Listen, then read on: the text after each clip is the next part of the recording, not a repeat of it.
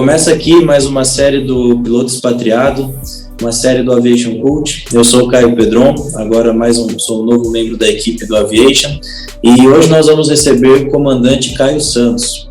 Comandante Caio, boa noite, seja bem-vindo. Boa noite a todos.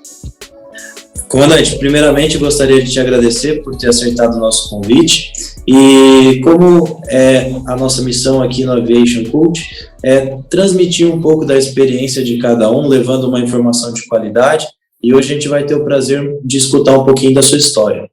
Comandante, queria que brevemente o senhor explicasse para o pessoal de casa qual a sua experiência passada e atual, aonde você já voou, quais países, até muito legal que eu conheço muita gente que voa fora do país, mas atualmente voa em companhia aérea. Você já teve uma experiência bem diferente voando táxi aéreo fora do país. Conta um pouquinho para a gente da sua história. Perfeito. Eu vou começar puxando aqui um pouquinho rapidinho pelo meu passado. Eu sou de Pindamonhangaba, comecei a voar em Pinda. Na sequência, meu primeiro voo solo foi em 1º de maio de 1966, que é um bom tempo atrás, mais de 50 anos. Na sequência, o Clube de Pinda fechou, fui para São José e acabei me apresentando por São José dos Campos. E eu tenho uma coisa interessante, porque é importante falar para os mais antigos, principalmente. Meu instrutor lá foi o Gualdo. O Gualdo foi um piloto que praticamente iniciou na Embraer, bem conhecido. E o meu checador foi o Julinho, o famoso Julinho do DAC. Na época do DAC, ele checava uma boa parte do sul. Então, depois do aeroclube formado, eu fui para São Paulo, fiquei no Campo de Marte algum tempo, frequentei muito lá o Hangar Maré. Dali também tive a oportunidade de conviver com outros aviadores, gente bacana, gente importante, que trouxe bagagem para a minha vida de aviador. E, sem dúvida alguma, ali o Campo de Marte foi a base praticamente de tudo.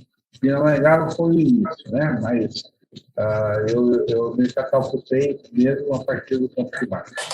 A partir daí, eu comecei a trabalhava no banco, voava quando possível, e fiz uma carreira profissional paralelo, mas em 88 eu resolvi tomar uma decisão na vida. As coisas não estavam do jeito que eu queria. Eu queria, por exemplo, estar voando e não trabalhando em algo administrativo. Entrei na TAM, em 88, fui lá no táxi aéreo, entrei como primeiro oficial no LIR, fui primeiro oficial do comandante Moraes, conhecidíssimo comandante Moraes, chefe de operações da TAM e depois da Marília. Dentro o LIR teve eu peguei a fase de 2 a 3 anos do LIR na TAM, mas antes de eu entrar na TAM, eu tive uma passagem curta para a Líder, porque a empresa que eu trabalhei, no ano Navage, comprou um LIR da Líder, e a gente fez, eu e outro piloto, fizemos um estágio na Líder. Então, eu acho que essa experiência da Líder curta, e mais a experiência da TAM, me trouxe uma bagagem considerável com relação ao táxi aéreo. E levando em conta também, né, Caio, que na época, você sabe, não tinha recurso algum. Praticamente, você voava função de MDB e de broadcasting. Você não tinha referência alguma a não ser essas duas coisas. Porque o VOR era uma coisa que existia em algum outro lugar. Então, a gente dependia desses dois radioauxílios para poder iniciar uma descida. Então, isso traz uma experiência forte, porque o LIR é um avião muito rápido, né? Geralmente está tudo encoberto, você tem que ter aquela referência bem forte dentro de si para saber o que você está fazendo, porque para bater num morro ou em algum lugar é a coisa mais fácil, você sabe? Mas antes de continuar, deixe o seu like, se inscreva em nosso canal e ative o sininho de notificações para ser notificado dos nossos próximos vídeos.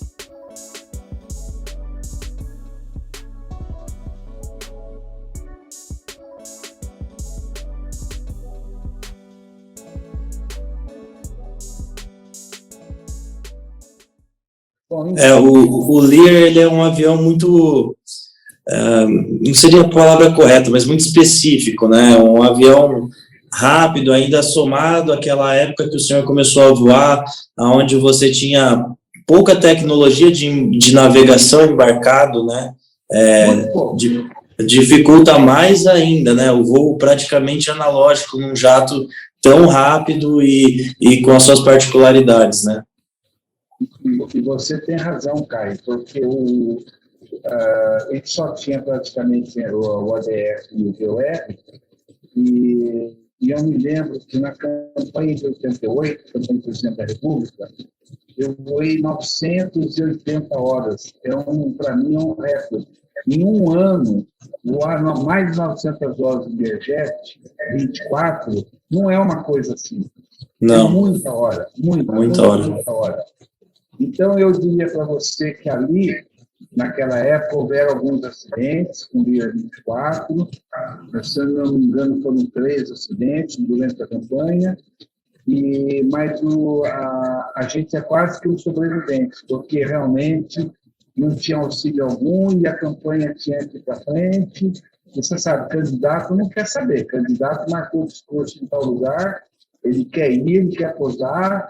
Por mais que você discuta com ele, que às vezes está mentindo e tal, ele não quer saber. Então, tem que ter uma voz ativa, uma experiência maior. Então, isso me trouxe bagagem e tal.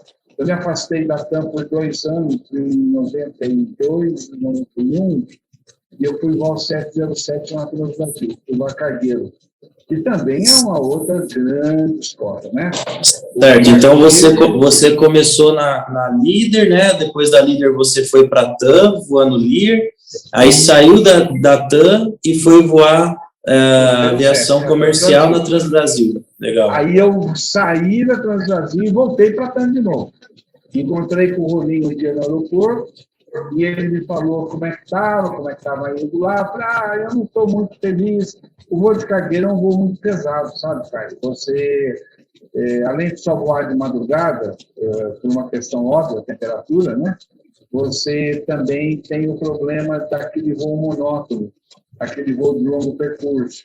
Então, tinha o voo de São Paulo-Manaus, às vezes tinha Curaçao e algumas vezes Miami. E uma vez também teve um voo do Canadá, que a Transbrasil fazia o voo do Canadá também, o cargueiro. Era um voo de longo percurso, voo de 8, 10 horas. E no cargueiro, só os 3 a bordo, os 2 pilotos e o flight. Então, o que acontece? Você briga com sono, por mais que você esteja descansado, é um voo monótono. Então, é um voo desgastante. Hoje, como? Você voou cargueiro, Ana? Você já chegou a voar cargueiro ou não? Não cheguei a voar cargueiro, não. Apesar que agora eu devo pegar alguns Embraers que foram convertidos para cargueiro. Então, eu acho que você vai... Eu ia perguntar isso agora. Porque como na linha é normal ter cargueiro, numa companhia aérea maior, cargueiro, maior número de avião de passageiro e uma pequena parte de cargueiro, mas a tripulação praticamente é a mesma. Mas no caso da Transbrasil, não era. A tripulação do cargueiro era separada da tripulação do voo de passageiro, tá? Como é normalmente, né, nas companhias, né, comandante? É que na empresa que hoje eu trabalho, teve uma adaptação nessas aeronaves e até um projeto novo que a Embraer está colocando em prática, que é a transição do Embraer 195 para a versão cargueira. Hoje você tem ali uma autorização para passar ele para cargueiro, mas ele não é aquele cargueiro completo, né, com porta e tudo mais. Ele só seria realmente uma adaptação que fizeram aí por conta da pandemia e viu que a aeronave era muito interessante nesse sentido, então agora tem esse projeto saindo. E então a gente acaba às vezes misturando um pouco desses voos de carga com esses voos domésticos, de passageiros. Só que, apesar de ser voos de carga, é um pouquinho diferente do que o senhor estava habituado, igual fazer Miami.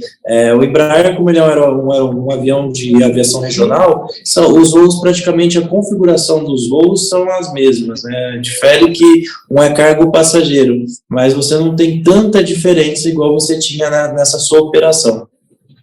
É verdade, você tem toda a razão. E só complementando, Lembrando também que a adaptação do voo de cargueiro, não só a porta de carga que tem que fazer, dependendo do tipo de carga que vai usar, tem também a configuração do piso, né? Porque o piso de passageiro é os pontos de apoio dos bancos, mas no cargueiro não, já é o piso total, praticamente, configurado para prender a carga, né? Carga, né? E eu até queria só fazer um adendo rapidinho, já que você deu essa deixa, só lembrar, porque é interessante o que eu vou falar agora. Você não é da tua época, mas houve um Airbus que explodiu em cima de Paris, há muito tempo atrás, porque a porta da carga abriu. A porta da carga abriu, que é uma coisa que nos deixa muito preocupados. Para mim, eu tenho duas coisas que me preocupam no avião maior. É o compartimento de carga abrir ou fogo na cabine. Essas duas coisas para mim. E nesse caso do acidente do Airbus, a porta de terra... Não era Airbus, desculpa, era um DC-10. Lembrei agora, eu errei. Esse DC-10 explodiu por quê? Porque a hora que ele estava pressurizado, a hora que a porta de carga abriu, a parte de cima da cabine que estava pressurizada, ela empurrou o piso para baixo, porque o piso era frágil, era um piso só para passageiro. Então, ela empurrou o piso para baixo para tentar dar vazão àquele ar pressurizado. No que empurrou o piso, tortou o piso para baixo, ele quebrou o avião nas laterais. Interessante isso, né? O perigo que é abrir a porta de carga em voo. Uma coisa que não tem... Então, são coisas que, para quem está habituado a voar numa aviação que nem tem essa porta de carga, né, a gente nem imagina que isso é mais um risco, né? Esse é o pior. Eu cheguei a passar um voo que a luz de carga acendeu e a gente vai rezando para ser um aviso falso da luz que acendeu indevidamente, entendeu? Porque, na realidade, é uma coisa complicada essa. E um voo transoceânico, você não tem muita opção para fazer. Ou você segue ou você volta, mas são horas para seguir e horas para voltar. Exatamente. Então, olha, você falou do cargueiro, a gente lembrou disso. Agora, só para fechar o cargueiro traz para a gente uma experiência muito forte, porque você voa na melhor performance, você voa sempre com o avião lotado, você sabe disso, full cargo, full fuel, né? E aí você sempre está com essa situação de configuração, decolando o 073, ele decolava com a barriga passando perto das árvores lá em Manaus, por exemplo, não tinha muita opção, né? A pista não era tão grande. Mas, enfim, essa experiência do cargueiro e a experiência do táxi aéreo, se eu pudesse falar para alguém, se vocês passarem pelo táxi aéreo e pelo cargueiro, vocês terão tudo na vida para chegar lá na frente e falar assim, eu tenho uma boa experiência. São duas grandes escolas, sem dúvida alguma. Cargueiro e táxi aéreo, tá? Enfim. E aí voltei para a TAM. Na TAM eu fiquei até 95, eu saí da TAM, fui ser diretor de uma construtora, abandonei o avião por 8 anos, e porque me interessava isso na época, foi um convite recusável. E aí, em 2013, a construtora quebrou, o dono da empresa se atrapalhou um pouco lá e tal, eu voltei para o avião. De 2003 a 2005, nós estávamos numa situação também difícil aqui no Brasil, bem difícil. Aí eu resolvi embarcar num grupo que já estava indo para a Índia, isso foi em 2005. Nós saímos aqui naquela época mais ou menos 50, 60 pilotos. Foi uma coincidência. E eu fui trabalhar numa empresa de táxi aéreo, que era empresa aérea também, e tinha um braço de táxi aéreo. Fiquei lá por 1 ano, mas aí nós do grupo, nós estávamos todos em contato, o pessoal de linha aérea. Eu praticamente fui o único piloto executivo táxi aéreo na Índia, fui eu. Não existe outro. Todo mundo é linha aérea, todo mundo. Eu praticamente, quando cheguei, né, fui voar nessas condições lá, não era uma questão de... Eu não tinha muita opção. Aqui no Brasil não tinha o que fazer. Então, eu fui para lá, enfrentei a situação, Mas eu tinha uma bagagem, tá, Caio? Eu acho que essa bagagem que eu trouxe do MIR, essa época de campanha, com mais a bagagem da gente que foi pequena, mas foi forte para mim, essas duas bagagens me deram muita estrutura para eu voar na Índia. Não era... Comandante, Então, sim. Desculpa te interromper, mas só para eu entender, quando você decidiu, né, por um momento ruim do país, ir para a Índia, o senhor já estava voando como comandante ou estava de copiloto? Não, eu entrei na TAM praticamente como comandante. Eu entrei como primeiro oficial para fazer uma transição. Fiz a transição e virei comandante. Tá? E aí você foi para a Índia, você voou qual equipamento de início lá? Então, lá eu voei na primeira empresa, voei em duas empresas. A primeira empresa, quase um ano, eu voei o Excel e o Citation 2. E na segunda empresa, eu saí e fui voar um táxi aéreo executivo, depois que eu estou um pouquinho mais, eu fui voar um CJ2. Agora, eu quero dizer para você que, quando você perguntou, quando eu saí daqui pela situação, é interessante porque nós passamos por esse momento aqui no Brasil, 2, 3 anos para trás, você sabe disso. Uma crise muito grande aqui. E outra coisa interessante que eu aprendi é que tem 3 tipos de pilotos. Tem os que vão e tem que ir, vão mesmo.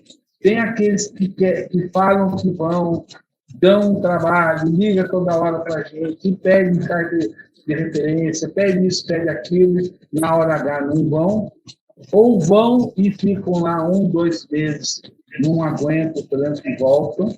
Aí isso não é só coisa de brasileiro, tá? Isso é coisa de europeu, de americano também. O cara vai voar num país desse, que naquele momento não tinha a infraestrutura que a Índia tem hoje, em 2005, a Índia não tinha tanta coisa como tem hoje. Eu imagino que assim, a Índia a gente já sabe que culturalmente é um país bem diferente do nosso, né? Então você já tem uma diferença de cultura muito grande. Sim. Além de que eu não sei se foi o caso do senhor, se você foi com família ou não, se foi sozinho, você ainda já tem mais esse ponto que muita gente vai sem família e acaba tendo ainda essa solidão, né, de trabalhar lá sozinho, morar sozinho, ficar muito tempo fora. E eu imagino que nós sabemos que a aviação comercial aqui no Brasil, ela tem um patamar muito bom de segurança, de padrão, de padronização. Já fora do país, em muitos países, isso é bem inferior comparado ao que a gente está habituado aqui no nosso país. Eu imagino que você indo voar um táxi aéreo, onde você se sujeita já a ir para os lugares mais complicados de operar, com pistas menores, enfim, com uma padronização até às vezes menor do que uma companhia aérea, porque a gente sabe que a companhia aérea ela cria soluções para todos os perigos, né? A gente tem tudo isso padronizado. Já em outras aviações, a solução somos nós, né? A nossa operação, é o que vem na nossa cabeça. Eu imagino como deve ser essa diferença de infraestrutura da operação, até mesmo do avião. Queria que você já linkasse isso para a gente. Como que era a condição do avião, como era a condição das pistas, a operação ela era padronizada, ela não era? Conta um pouquinho para a gente já. Eu vou contar. E eu só queria dizer uma coisa antes de iniciar isso, para as pessoas entenderem. A Índia tem um complicômetro grande. A Índia é bem menor que o Brasil. Eu diria que o território da Índia caberia no Brasil, vamos supor, de Minas Gerais para baixo, você consideraria colocar o estado todo da Índia nesse Cone Sul nosso. Agora, você imagina uma quantidade maior de aviões do que a nossa, mas num espaço aéreo menor. Então, é que nem o Globo da Morte. É a motocicleta uma andando do lado da outra. E aí entra um outro agravante. Na Índia tem um problema sério. A aviação civil tem o seu controle e a aviação militar tem o dela. E as duas não se falam. Então, o que acontece? Você tem que tomar um cuidado muito grande, porque se você não tiver uma experiência razoável, por exemplo, até de saber usar o sistema de anticolisão, por exemplo, se você tomar uma decisão específica, porque o avião militar, Caio, eu não sei se você vai lembrar, ele não dá informação de altitude e de posição, ele só dá a distância. Então, quando você tem um avião, por exemplo, civil, eletronicamente os dois conversando, você tem informação de diferença de 1.000 pés, 2.000 pés. No caso do avião militar, não. Ele tem só o alvo se movimentando e você não sabe exatamente qual altitude ele está. Então, isso pegou muito também para mim lá, tá? A vantagem que o Brasil tem é que nós temos um sistema de controle. E ainda tem dois, e os dois não se conversam. Às vezes, você dá de cara com um tráfego desconhecido, não tem informação nenhuma, e você chama o controle, e eu acredito que o cara do controle civil deve chamar o cara do controle militar e tomar alguma informação, porque a gente, às vezes, fica vendido nessa história. E para ter um acidente, não é coisa difícil. Então, a Índia é um lugar importante na formação do piloto, desde que ele vá para lá com alguma bagagem. Agora, se ele for copiloto, for fazer carreira lá, tudo bem. Mas chegar lá como comandante, tem que trazer essa bagagem junto. Porque lá, senão não dura muito tempo também, viu, Carlos? Agora, vamos falar da experiência de voar. Então, a experiência de voar é o seguinte. A Índia tem uma cultura famosa de indisciplina, né? O brasileiro tem também, não é tão grande, é uma coisa menor, mas na aviação a gente tem um certo critério que a gente faz questão de conversar sobre isso. Lá na aviação, hoje pode ter mudado, já saí de lá há 15 anos, não, 12 anos, pode ter mudado, mas a indisciplina é uma coisa que faz parte daquela cultura deles. Então, muitas vezes você tem que ter voz ativa, saber o que você está fazendo, porque você tem que dar uma contra-ordem no seu copiloto ou no seu ajudante, de solo, alguma coisa, porque eles fazem as coisas, às vezes, de uma maneira errada e sustentam aquele erro. E aquele erro, quando aparece, ele vem à tona, você só escuta, oh, so sorry. Aí não dá mais tempo, né? Aí a coisa, não há tempo para ficar pedindo desculpa. Então, isso também é importante.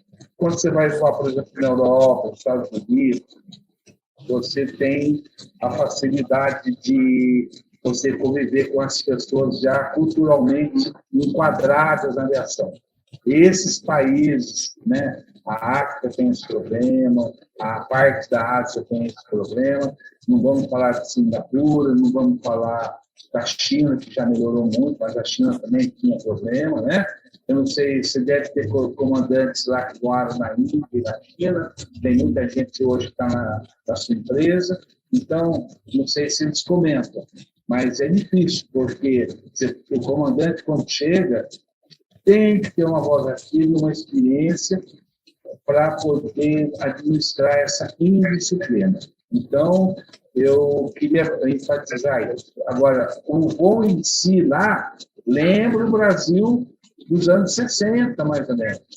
Porque eles estão, hoje eles estão bem mais avançados e tal. Com toda aquela tecnologia, Caio, acredite você, nós estamos muito melhores do que isso.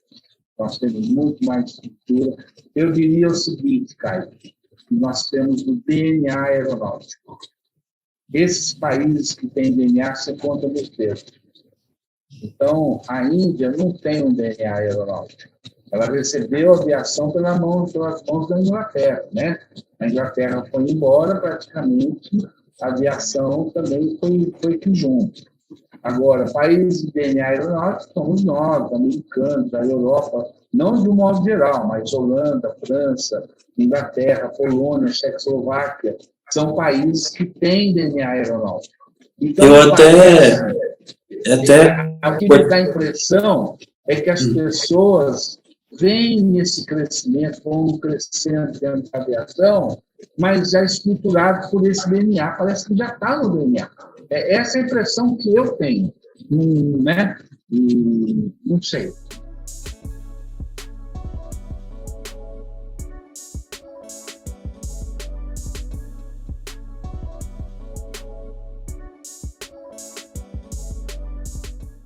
Pode ser que...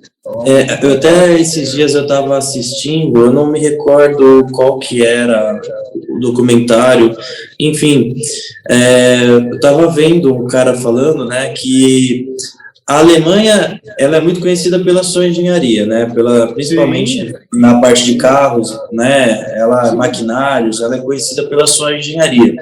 E o Brasil deveria ser conhecido, sim, pela sua aviação, porque a gente tem uma empresa aqui maravilhosa, que é a Embraer, que faz excelentes aviões, em tanto executivos, quanto de aviação comercial, quanto militar. Nós temos o patrono da aviação, é um brasileiro, né? É o pai, né? O pai da aviação. Então, a aviação brasileira, ela é muito forte. Historicamente, ela é muito forte. Só que, enfim, por N motivos, a gente não é tão reconhecido, né? E às vezes a gente tem até países menores que a gente que voam mais que a gente, por exemplo, numa aviação comercial. Isso a gente está melhorando, eu acho que vai chegar um ponto que a gente vai alcançar. Acho que esse ano já melhorou bastante com muita privatização de aeroportos, isso está melhorando a infraestrutura, na minha opinião, tá? Eu sou a favor dessas privatizações e que a gente ganha com infraestrutura, né? Eu acho que bons pilotos e boas escolas, né, que dão uma formação legal, a gente tem no Brasil inteiro. Isso aí está cada vez mais crescendo o nível, né? Então, eu só queria fazer esse adendo, porque eu achei muito legal que você falou do DNA. Não, eu queria só dar um fechamento do DNA e dizer o seguinte para você. O Brasil tem umas coisas interessantes que a gente acaba não vendo. Hoje não há necessidade, mas no passado havia. Que é o seguinte. Eu não sei se você sabe, não sei se vocês não são obrigados a saber. Antigamente, quando a aviação começou no Brasil, começou para valer mesmo, talvez ali pela década de 30 para 40, foi aí que ela começou a tomar vulto. Aí chegou entre 40 e 50, tem duas coisas simples, que não são simples, que fazem a marca do DNA, para mim, no meu caso. Uma delas é o seguinte: você sabia que tinha uma lei federal que obrigava todas as estações de ferrovia terem o nome escrito em cima do telhado da estação? Você sabia disso ou não? Não. Ninguém sabe. Isso é uma coisa... olha como é que o DNA vai aparecendo. Então, não tinha nada, só tinha bússola. Mas quando o cara engatava em cima de uma ferrovia, ele andava naquela ferrovia tendo a certeza que ali na frente, na próxima estação, estaria escrito o nome daquela cidade. Olha que coisa simples, mas como isso faz parte do contexto, tá certo? Uhum. A outra coisa, olha da onde que vem o DNA, tá vendo? Outra coisa do DNA. O Brasil obrigava por lei federal também que as broadcasts, a cada 15 minutos, dessem a sua identificação. Aqui a Terra é tanto, frequência tanto, falando da cidade tal e tal e tal. Por quê? Porque a broadcast, como a estação de trem tinha um nome em cima, também fazia parte desse crescimento da aviação. Tá certo? E depois, isso virou motivo de gozação, porque o pessoal falava assim: o VOR voando olhando rodovia. Tinha uma gozação na época, né? Mas, na realidade, não era rodovia, era ferrovia. É que não dá para falar VOR, então falava VOR, mas era voando ferrovia para ouvir a estação. Então, esses dois carros isolados, sem dúvida alguma, para mim, fazem muita... Assim, eu faço muita questão de falar isso, porque está no nosso DNA. Percebe? Isso eu nunca vi. O americano tinha que escrever o nome em cima do telhado. O americano chegou a fazer isso. Mas o resto do mundo eu não lembro. Nunca vi isso. Muito menos na Índia. E outra coisa, Caio. Alguns lugares do Brasil você ainda vê o nome mal escrito, meio que apagado no telhado do nome da cidade. Ainda, um ou outro lugar você ainda vê isso. Ainda tem. Olha que E interessante. eu tive a experiência, né? Eu tenho um amigo que chama Mark, e ele também já pilotou há algum tempo, e ele me mostrou a carta da época que ele voava táxi aéreo. E a carta de rota dele estava toda escrita a lápis, com todas as frequências de broadcast dos lugares que ele fazia, a carta inteira escrita.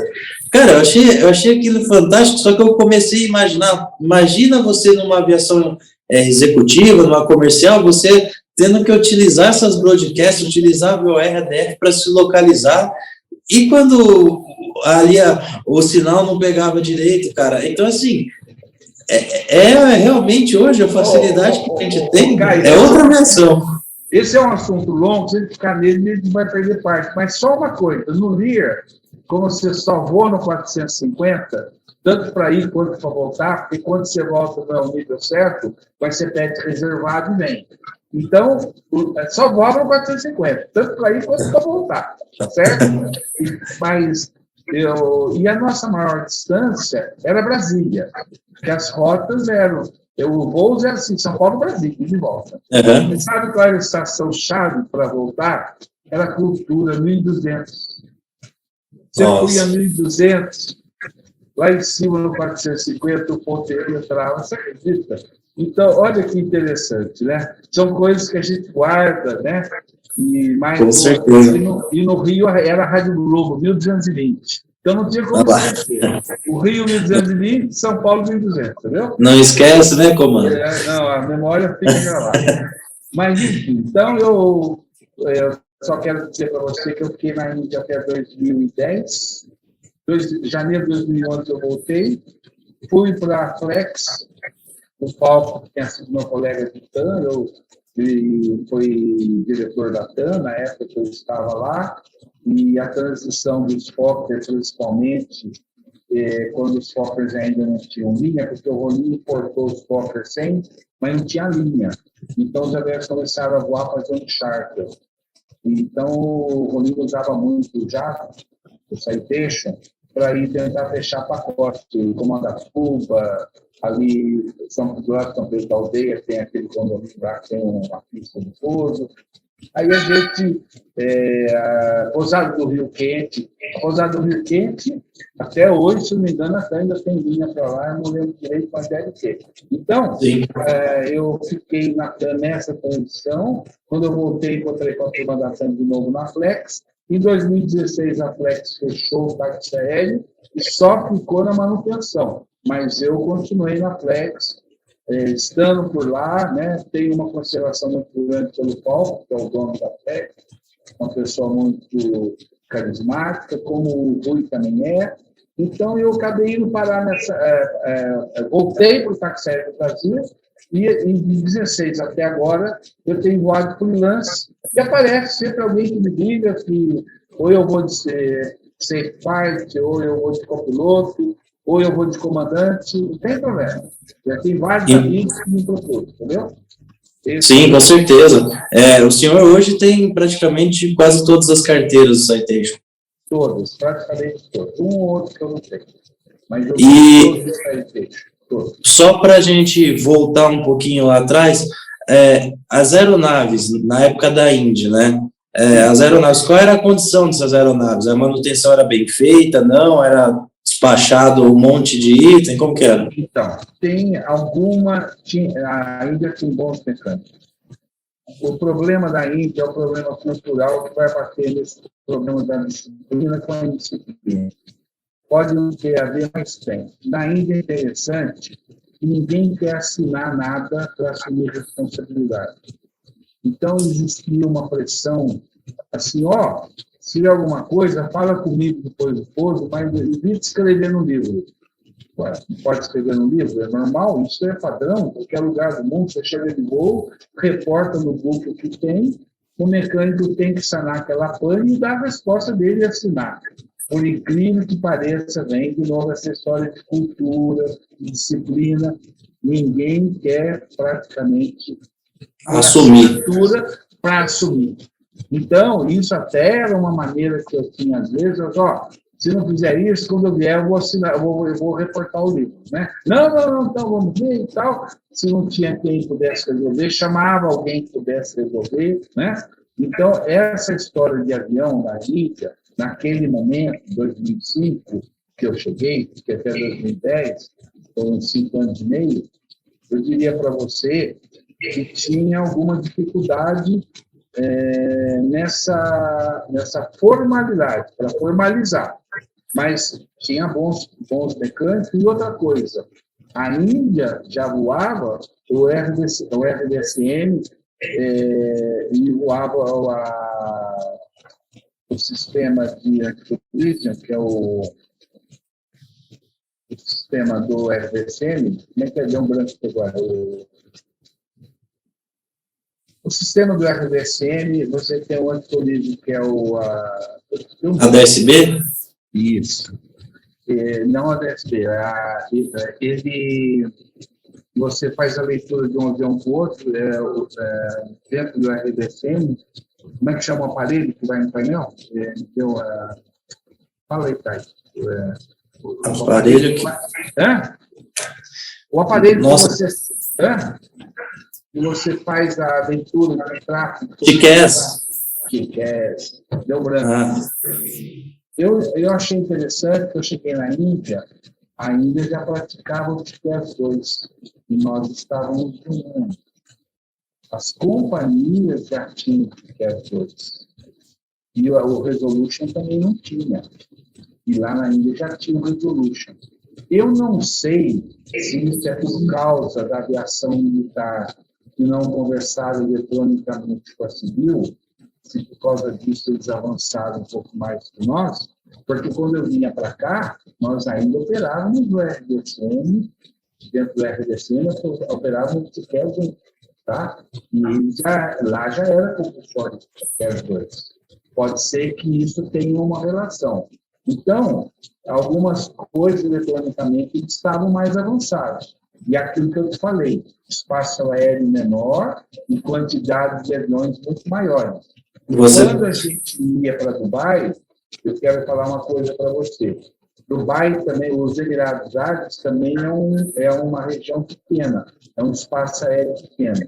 Então não dá para fazer a cobrinha e botar todo mundo na sequência para entrar na final, porque senão você entra pela Arábia Saudita, você entra por outro país, tá certo? Então, em Dubai, quando eu fui a primeira vez, eu me lembrei de Congonhas. Você entrava na prateleira e vem descendo todo mundo. Vem descendo. Congonhas era assim. Você entrava na prateleira no MDB interno da cabeceira 17 e o controlador ia descendo todo mundo e encaixando no final. Então, o sistema de prateleira, ele existe nesses locais onde o espaço aéreo não é grande, porque não tem outra maneira. É só na prateleira. E foi legal, porque eu voltei ao meu tempo passado e é gozado na prateleira a 1000 pés, dá de tudo, né? Dá o 77, dá o chumbo, dá você que é menor, e um passando em cima do outro. Às vezes você olha assim um pouquinho para fora, até assusta, porque é muito perto, né? 1000 pés, o tamanho daquele avião, né? Então, eu queria... me permite uma coisa interessante. Claro. Você está voando jato, você sabe da performance e tal, e você lembra que a esteira de turbulência do jato, ela acontece na ponta das asas e tem um vórtice que vai descendo. Sim. Então, você tem que tomar cuidado com isso, o controlador também tem, né? E eu cruzei por 280 logo no início dos voos dele em cima da Índia, por cima, cara. E eu estava tranquilo, porque eu estava 1000 pés acima. Nós cruzamos Chennai no mesmo momento. O estimado dele era o mesmo meu. Ele estava indo, tem um corredor na Índia que cruza, ele só é destinado, essa aerovia, para aeronaves que vem de um lugar de fora, cruza a Índia para ir para a Europa. Mas eu estava numa rota interna que cruza em cima de Chennai. Rapaz, eu vendo aquela beleza daquele avião vindo, quando nós chegamos em cima dessa teoria que o vórtice vai para baixo, ali acabou. Tomei um pé embaixo, baixo para cima, e ali não é um problema de aerodinâmica do que ficou. Ali eu acho que é um problema do impacto do ar. Aquele avião, quando ele vem, eu acho que a onda que ele abre na frente é muito grande. É isso que aconteceu. Então, ele derruba praticamente aquela teoria de que o vórtice existe, você não pode estar embaixo do avião ou na sequência dele, né? E tem um acidente lá em Dubai do aeroclube com o bimotor que virou no dorso. Você lembra disso ou não? Teve até um Challenger, né? Teve um Challenger que perdeu também. Foi em voo, tudo bem. E esse era aquele bimotor que tem esse de nova geração, que tem uma asa bem grande. Eu esqueci o nome dele. E ele entrou na final do 77. O 77, ele encurtou a final, pediu uma base curta, para uma final curta, o 77 ele foi. Ele estava a 1.000 pés, por aí. Ele simplesmente virou no dorso. E caiu, e matou o instrutor e o aluno. Isso foi lá em Dubai. Então, essas coisas de aerodinâmica, a gente voando nesse país de fora, a gente vai convivendo com esses aviões maiores, com velocidades diferentes, né?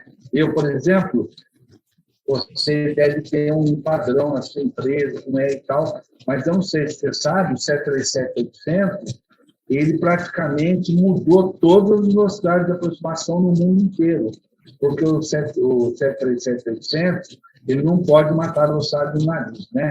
Ele tem, por ele ser muito comprido, ele faz a aproximação final perto da cabeceira em torno de 150, 160 nós. O Airbus faz a 120. Então, você vem lá de trás já embalado. Então, isso também não era uma coisa que eu estava acostumado. A gente voou aqui no aeroporto, não tinha o 737-800 ainda aqui na época. Então, o que acontecia? A gente entrava no tráfego a 250 nós, não tinha redução, não. Todo mundo a 250, aí fazia lá a base, lá longe, base radar a 220 e tal, e entrava na final de 180. Todo mundo a 180. Por causa do 737-800, por essas velocidades maiores. Então, isso também ajuda na formação do piloto. Eu acho que quando a pessoa vai para fora e começa a ter um outro cenário, ele também cresce. Porque se você ficar voando só em aeroporto, de uma estrutura menor, de avião menor, você fica com a mente meio presa naquilo ali, né? E acho que isso também é muito legal. Isso. Com certeza. E, comandante, mudando um pouco, né, mas nesse mesmo tema, o que despertou o seu interesse para você ir para a Índia? Você já conhecia um pouco do país? Teve algum medo? Imagino que tenha tido, não? Não, medo. Todo mundo tem. Todo mundo chega lá. Delhi é um aeroporto muito grande. Foi o meu primeiro emprego. Um tráfego aéreo pesado, né? Mas quando eu cheguei em Delhi a primeira vez, que eu posei com o Citation 2, eu não te contei no início. Quando eu fui contratado para voar nessa empresa, eu estava esperando aqui tudo ok para eu embarcar para a Índia, eles mandaram um bilhete para Orlando. Era para eu pegar o Citation 2 de Orlando e levar para a Índia. Foi uma surpresa. Isso eu fui pego de surpresa. Atravessei o Atlântico Norte com um FMS só, que não podia, mas no translado eles autorizam. E fiz essa rota toda. Então, quando eu fosse em Delhi, eu estava preocupado, porque o aeroporto é muito grande, taxiei o pouso em Dubai também, foi uma outra preocupação, aquele fluxo, apesar que em Dubai eu trato, essas duas pistas são paralelas, mas tem muita taxiway lá também, e o taxi é remoto, é longe. Então, medo, eu diria para você que tem. Mas, por outro lado, eu quero dizer uma coisa para você, cara. O cérebro humano é de uma coisa... Você tem que passar por isso para você valorizar o que você tem no seu cérebro. O cérebro da gente tem uma capacidade extraordinária para assimilar as coisas e para aprender as coisas. Como você quer também, né? Lógico. Se o cara não está disposto para estudar e aprender, não adianta nada. Então, medo a gente tem? Tem. Mas o medo foi superado pela vivência, pela expectativa, cada dia aquele voo diferente, né? E ainda tem um outro problema que a China tem, que aqui no Brasil não existe e ninguém conhece. A Índia e a China são os dois maiores poluidores do mundo. Então, a época de inverno, o fog mistura com a poluição, é como se fosse um tecido. O tecido não tem a trama, que é o fechamento do tecido, não é isso? Vamos supor que o espaço tivesse uma trama. Na Índia e na China, na época do inverno, a trama fecha. Acredita, Caio, bicicleta na rua, eu andava muito de bicicleta lá. De bicicleta você bate? De bicicleta você bate. Você não enxerga. Porque o fog misturado com a poluição... A visibilidade reduz muito.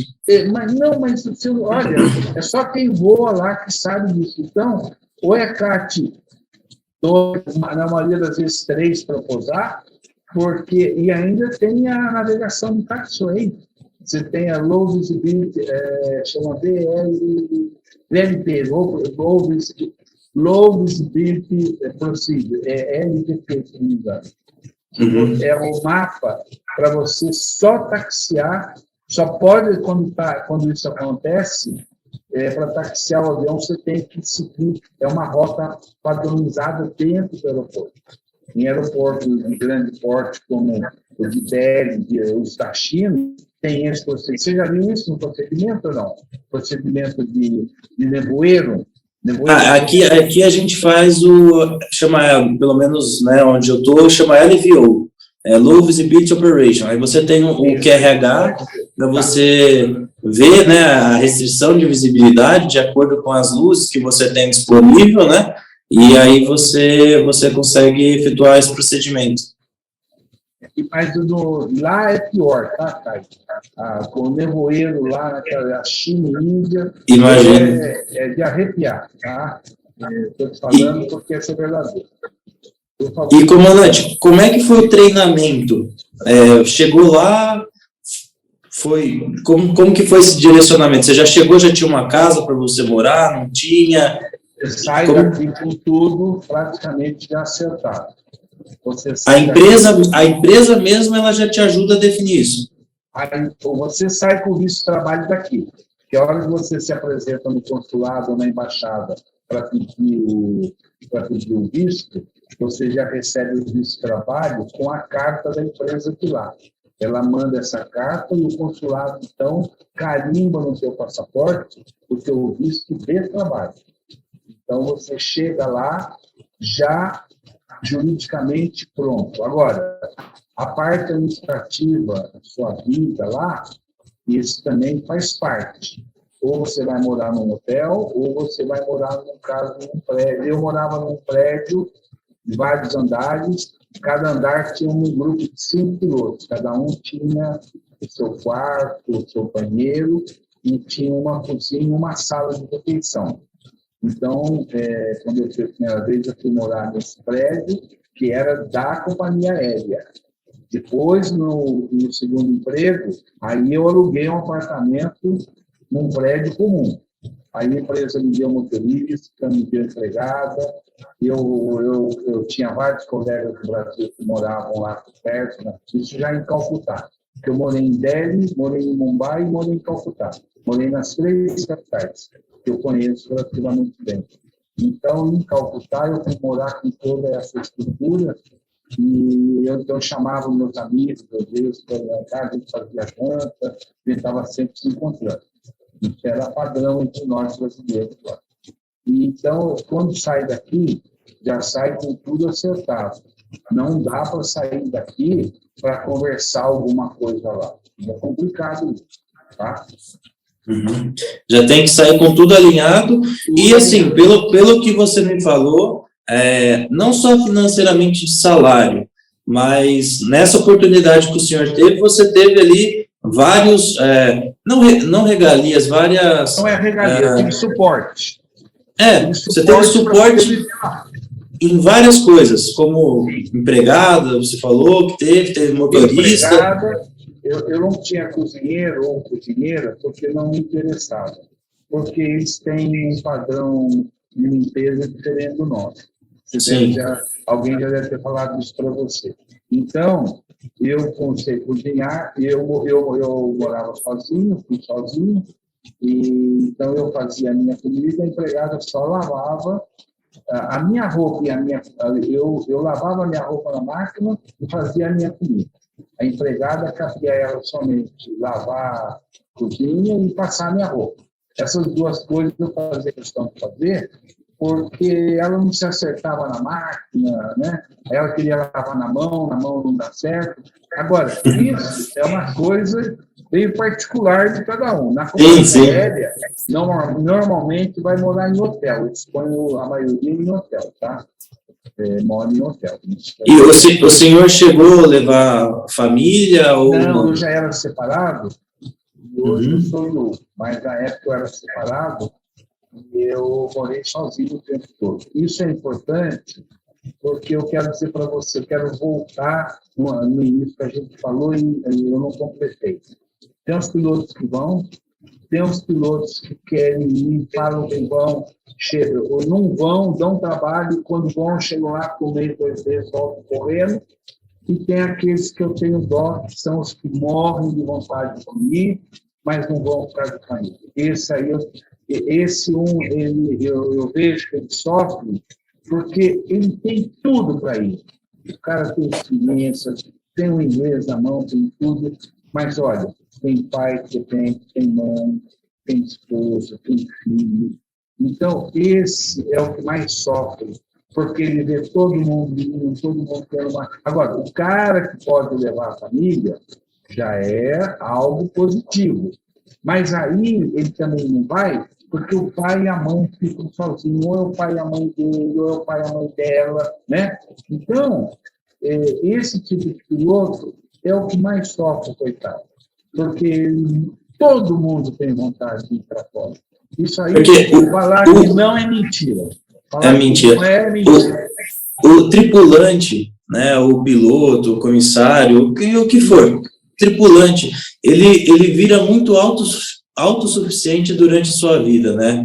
Ele consegue, ele se acostuma a ficar fora de casa, ele se acostuma a comer uma comida diferente, ele se acostuma com horários diferentes, e nós sabemos que a nossa família, que, né, se não for de tripulante, não se acostuma. Eu, no meu caso, eu tenho uma esposa que ela é empresária, não tem nada a ver com o ramo da aviação, e eu sei que qualquer mudança muito brusca vai atrapalhar ela, vai tirar ela a vida profissional dela.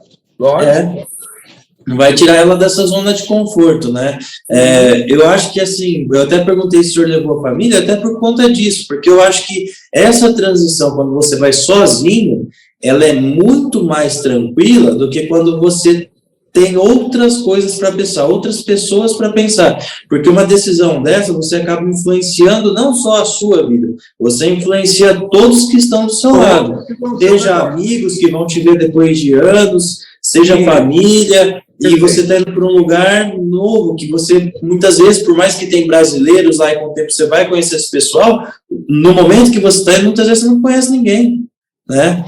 Você, eu não sei qual que foi a sua surpresa, se foi uma grata surpresa do lugar que você ficou, mas você não sabe muito, você não está lá para realmente ver se aquilo que você espera é o que você vai ter lá, né? Se vai ser uma grata surpresa ou não é uma boa surpresa. Então, mas aí, Caio, tem uma coisa que eu também aprendi com o tempo. Hoje, na minha cabeça, eu tenho assim, uma ideia que eu quero passar aqui no ar para quem puder estar vendo esse vídeo, que é o seguinte: eu acho que a pessoa que tem, o casal que tem criança pequena, não dá para ir um casal. Eu tenho que ir, na realidade, o profissional vai sozinho, vai e vem, hoje em dia não é tão difícil, a cada um mês pega passe, vem e tal, porque é o seguinte, a criança pequena é dependente de hospital, é dependente da mulher que vai trabalhar, deixa o filho com a mãe, com o pai, com o sogro e tal. Então, eu diria o seguinte: um casal com criança criança na idade escolar, vamos chutar aqui 6, 7 anos, certo. E ele poder ir levar a família, ele vai estar dando o tiro certo, porque a criança nessa fase, dos 6, 7 anos para cima, a cabeça dela está aberta que nem uma esponja. Tudo que vem fica agarrado na esponja. É o melhor momento para você dar ao seu filho uma oportunidade de uma nova cultura, de uma nova língua, e isso nunca mais apaga. Agora, então, eu acho assim, que se alguém tivesse que ir embora, eu pedisse minha opinião, eu perguntaria a ele, você tem criança pequena? Tenho. Então vai sozinho, deixa a tua mulher aqui, com as criancinhas aqui, que tem o teu sogro, a tua mãe, tudo para dar suporte, principalmente por causa do hospital. Mexer com o hospital em países estranhos é complicado. Às vezes você não domina a língua, você não sabe falar o que a criança está sentindo, o que você está sentindo, isso é complicado. Agora, filho de 6, 7 anos, vai embora, dá essa oportunidade de teus filhos ficarem lá 3, 4, 5 anos, e quando você voltar, você vai ver o quanto que isso ajudou na formação dos teus filhos. Agrega, né? É importantíssimo. Agora, o cara que vai também, que tem criança pequena, ele tem que ter uma disciplina ímpar, sabe por quê? O coração aberto. Não é que eu cansei, mas eu vi muitos que voltaram. Ela aguenta um mês, aguenta 2, a esposa liga, o menino de 1 ano, 2 anos foi para o hospital correndo, teve febre, isso, aquilo, o cara vai entrando em depressão. Então, quem tem criança pequena, ele tem que ter uma disciplina muito rígida para superar a depressão e a ausência dele de casa. Por isso que eu te falo. Se alguém me perguntasse o ideal, ou vai sozinho, ou leva quando tiver as crianças com mais de 6, 7 anos para frente. Aí seria muito legal, muito bacana. Eu tenho Comandante, quero isso.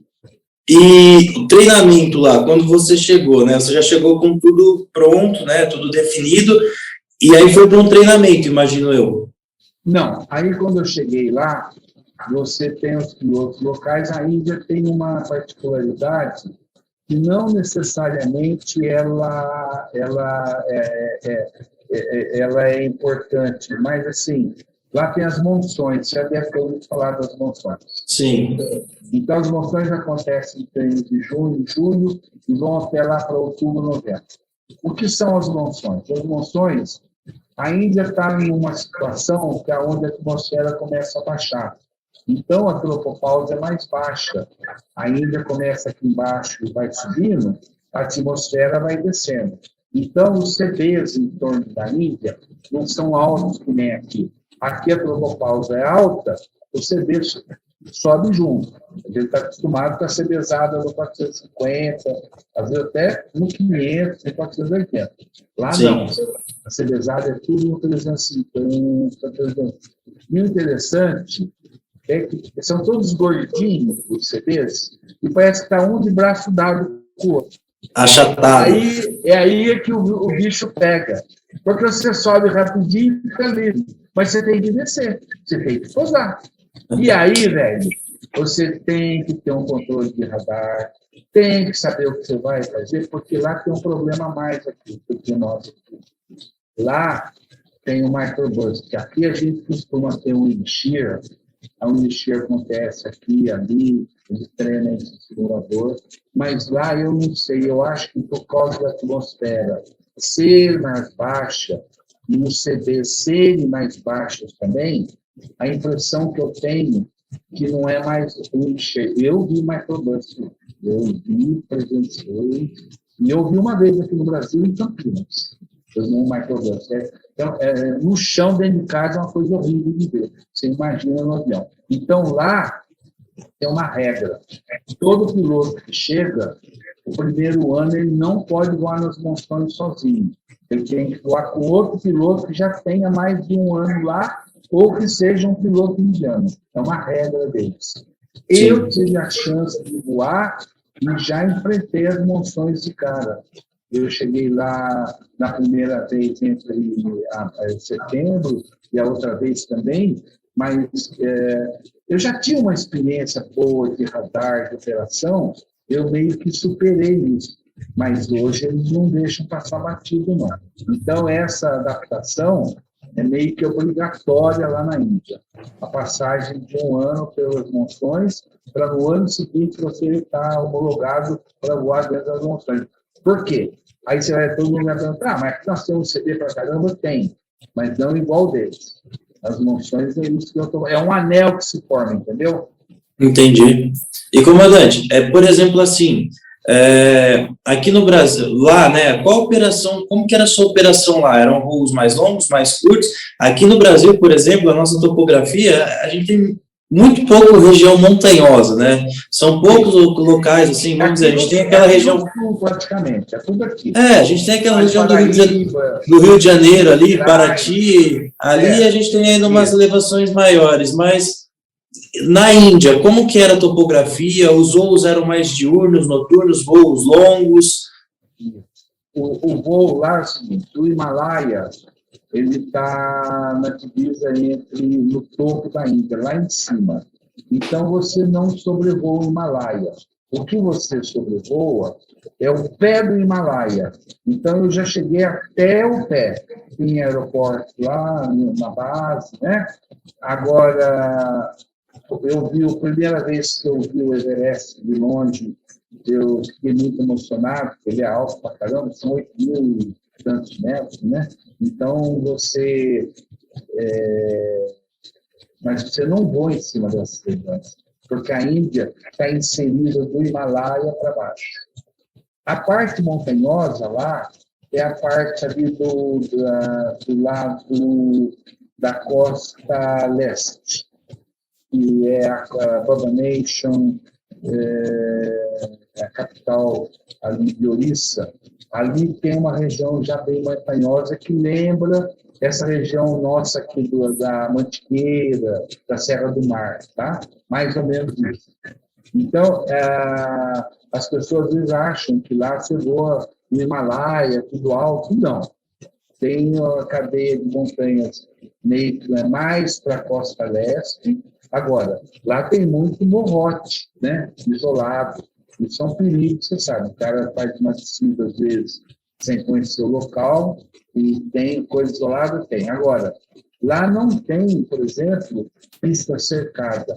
É muito comum você descer em pista asfaltada, mas totalmente aberta.